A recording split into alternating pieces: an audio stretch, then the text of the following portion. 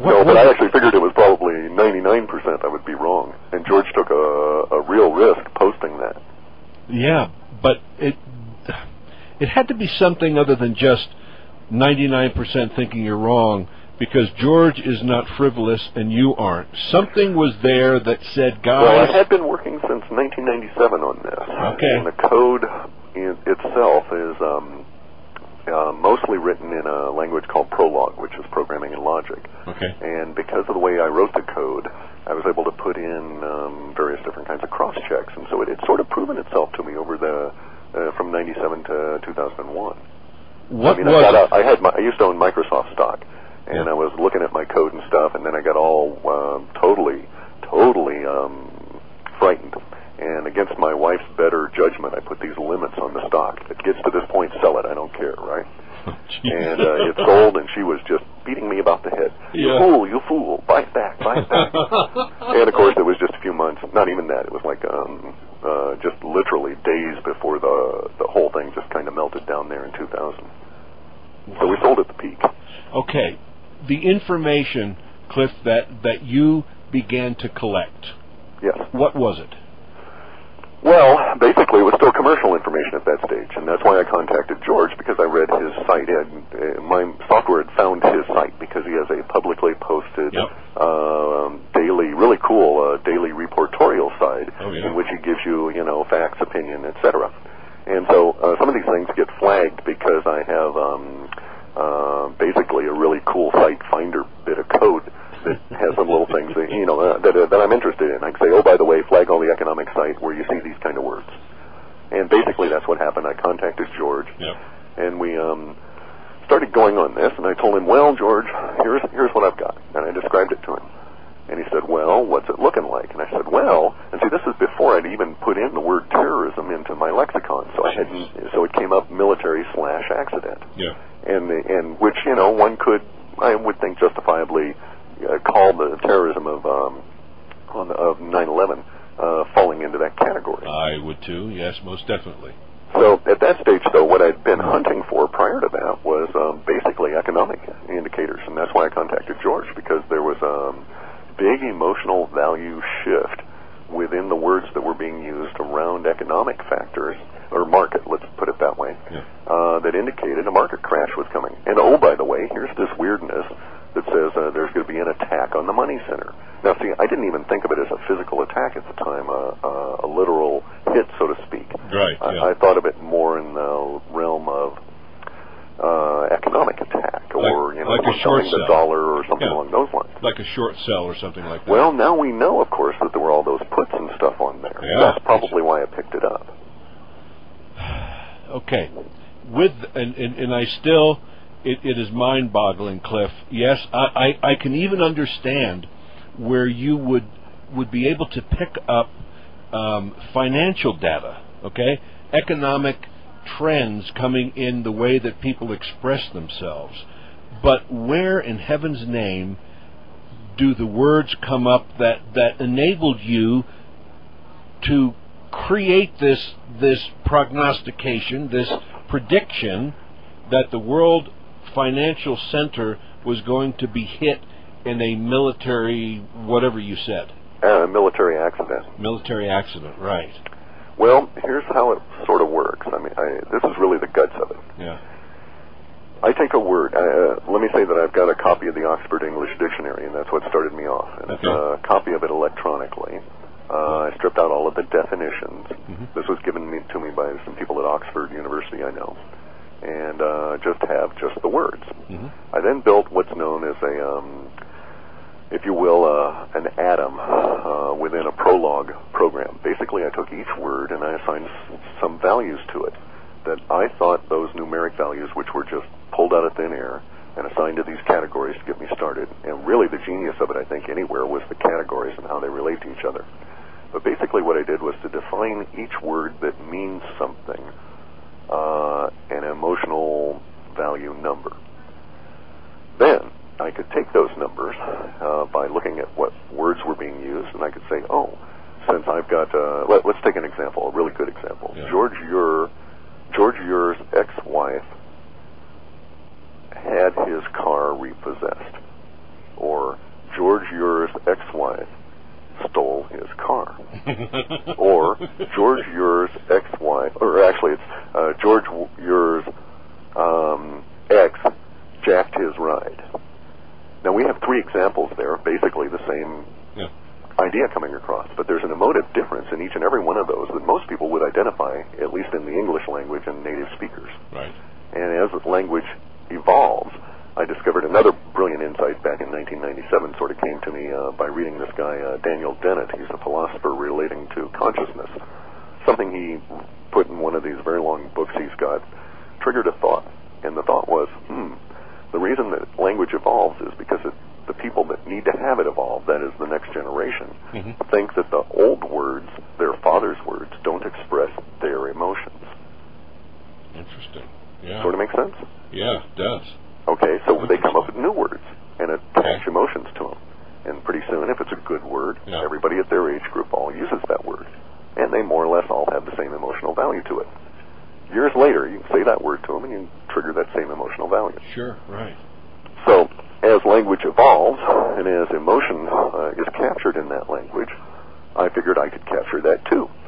And I just sort of started off and said, well, my scale will be from 0 to 1 and will be decimal fractions and it'll mean this. And I plugged it into a category. And so I said, okay, what is the emotional carry value of a word?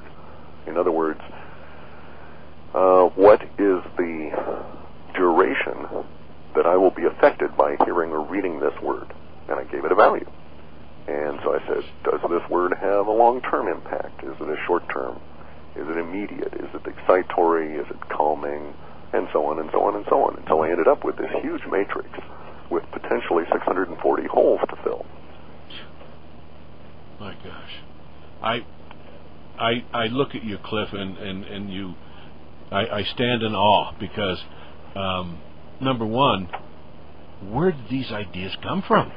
That's incredible. Number two, then even just to the degree of figuring out where you are going to be able to do your runs to get the information, and as you said, you do not go into private emails, private conversations. This is all restricted or any of that. Right. This is all public. Correct. And you still come up with this data, which is mind-boggling. But actually, if you think about it, the most public places are the most, as in ancient Rome or any of the old Indus civilizations, the place where there is the most churn is not in the middle of the river, it's around the fringe of society. And that's an area where the public tends to congregate. Yeah. During the run where you figured out what was going to happen and what did happen on 9/11, what other bits of information came out during this run? There was some information. It was quite some time ago, and you're taxing my memory to think about it, but there was some information about another military accident which occurred in Colombia at the time. There was some information about some maritime problem that also occurred, and then there was some economic information that came out that was valid. Bear in mind the report at that time, the amount of interpretation that I was able to get out of it was probably 2 pages or so. So it's very brief. Yeah, but obviously very accurate too. Let's move up, because I know one of the things that you did do, and I think we mentioned this the last time you were on the show, from an economic point of view, you were able to predict, was it the total downturn of the stock market or on specific stocks itself? No, it was the overall trend. The overall trend, and I know that there were some companies that made what would it be fair to say millions of dollars because of this? I've never inquired. Well, okay. For a number of reasons, I've never bothered to inquire. My relationship with the technology is perhaps a bit odd, in the sense that I put it out, but I don't claim ownership. Ideas are not things that people own. So, yeah, I happen to do something with the idea before a lot of other people, but I'm sure many other people also thought of it. Now, in this sense, then, if someone can do something and profit with the information, and I feel I'm adequately compensated, in the relationship one way or another. It's not my concern how well they do with that. And obviously the universe will tell me if I'm doing badly, because people will not be compensated and then they won't come back. That's true, yeah. However, these people did come back, right? Correct. Okay. In the number of runs, you do what, Cliff? Maybe 3 or 4 a year? That had been the case up until we got some pretty serious backing, and we've gotten that many so far this year. We're on our 4th one, I think, this year. Oh, and wow. we may be able to do 6. Wow. Can you share with us some of the information that you have been able to glean, let's say, just since the first of the year? Well, where do you want to start?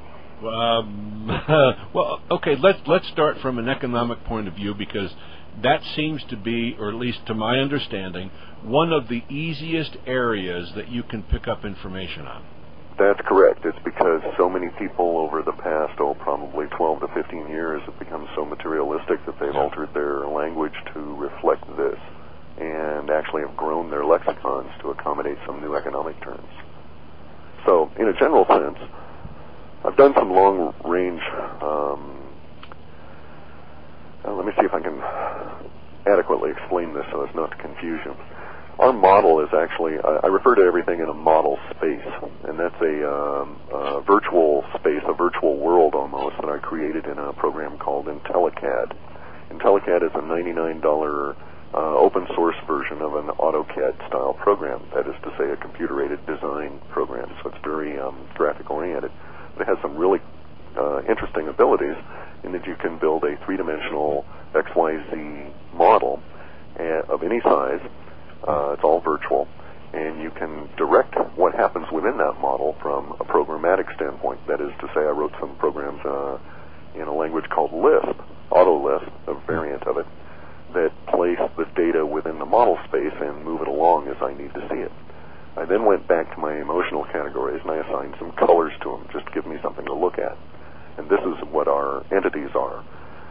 And it turns out that if you shove all these words as little tiny pixels being turned on and set to a certain color in an XYZ grid in a virtual model space that's about 60,000 by 60,000 by 60,000 points, each point holding about 10,000 dots, you can get a weird clustering effect as the words cluster around certain emotional values.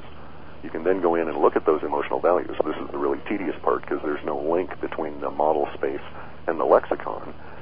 And you can go back and look at those values and then go back over to the lexicon and look up the word that that value represents. Then you can make some suppositions. So a lot of people have the understanding that we actually gather words and count them or something along these lines, and it doesn't quite work that way, because our program's going out and they look at the words not as the actual word bridge or river, but as an emotional sum within the conversation, and then they just bring back the numeric emotional sum. So I get a number, for instance, that is a summation of the whole conversation, and that number might be 0.01951. And that tells me, oh, that's running fairly hot, because most of the conversations that are coming back are 0.000000999. And this big jump up in that number tells me there's some new emotional value going on. And so I can actually go in and look at that conversation with other programs and see what's happening within the words of it. Sort of make sense? Yes, it does. Okay, then economically this turns out to be very easy to do, because the economic markets-based language is relatively narrow. And it's also relatively slow-moving in the sense it doesn't advance as much as, say, language around music or entertainment. Okay, right. Yeah. Okay, so I was able to go out and get a bunch of information about it, and I'm able to make some rather broad, long-term prognostications. One of them I made some time back was that by November 8th of 2003, the Fed would become an irrelevant entity. And that was what my data showed in this emotional net that I'd